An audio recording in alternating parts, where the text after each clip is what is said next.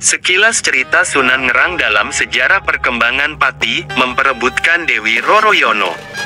Sunan Ngerang memiliki kontribusi besar dalam perkembangan Islam di pesisir utara Jawa. Selain itu, Sunan Ngerang yang memiliki nama asli Syekh Muhammad Nurul Yakin ini juga memiliki sejarah panjang dalam perkembangan Kabupaten Pati. Makam Sunan Ngerang di Desa Pekuwon, Juwana, Kabupaten Pati, Jawa Tengah, tepatnya di Kompleks Makam Sentono.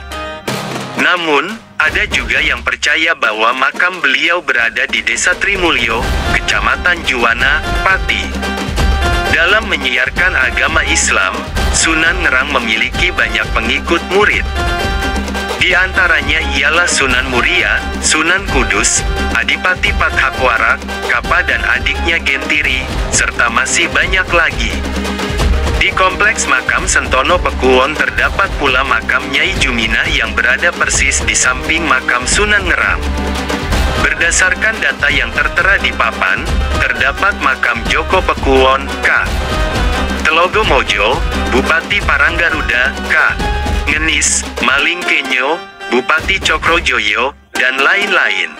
Menurut Suharno, juru kunci makam Sentono, Sunan Ngerang merupakan keturunan Nabi Muhammad SAW ke-26.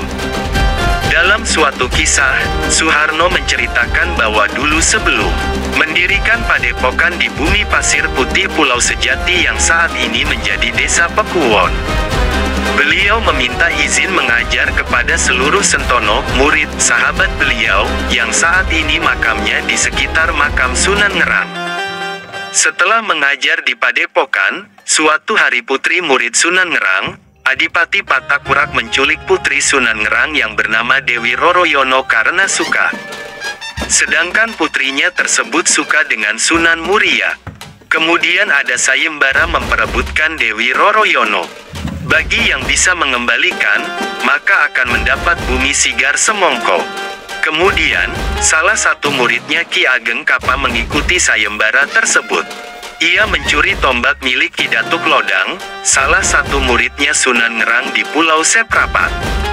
Senjata tersebut digunakan untuk melawan Ki Pathakwarak yang memiliki senjata keris pamengkat jagat, ungkapnya. Lanjut Suharno, murid yang ikut sayembara itu berperang di Mondoliko.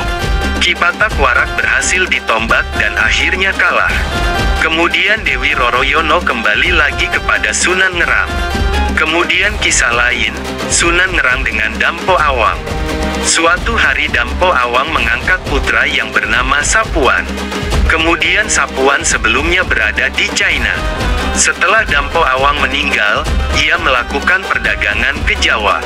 Setelah sampai di Jawa, Sapuan suka dengan adik kandung Sunan Ngerang dan ingin memperistrinya. Namun ibu Sunan Ngerang menolak. Sunan Ngerang mendengar peristiwa tersebut hingga mengajak Sapuan beradu ayam. Jika menang, maka Sapuan dapat memperistri adiknya, namun jika kalah maka hartanya jadi milik ibunya.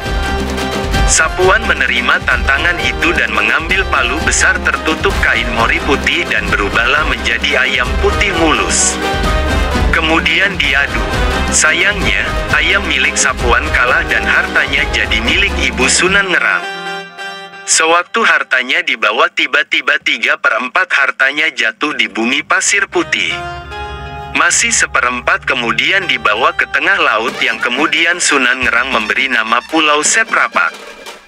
Begitulah sekilas kisah dari Sunan Ngerang dengan sejumlah muridnya yang saat ini pemakamannya di area makam Sentono.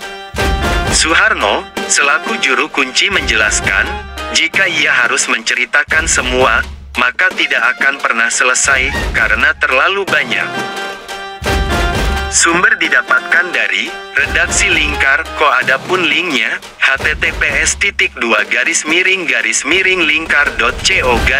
Sekilas tanda hubung cerita tanda hubung Sunan tanda hubung Ngerang tanda hubung dalam tanda hubung sejarah tanda hubung perkembangan tanda hubung Pati _2.